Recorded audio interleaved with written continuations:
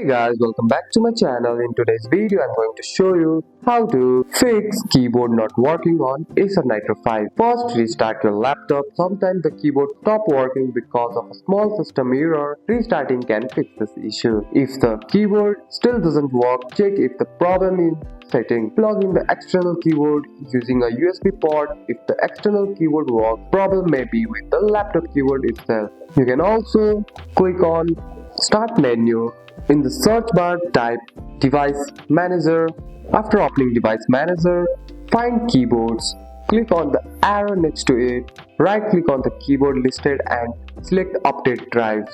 Wait for the update to finish. If updating doesn't work, right click on the keyboard again and uninstall device. After that, restart your laptop.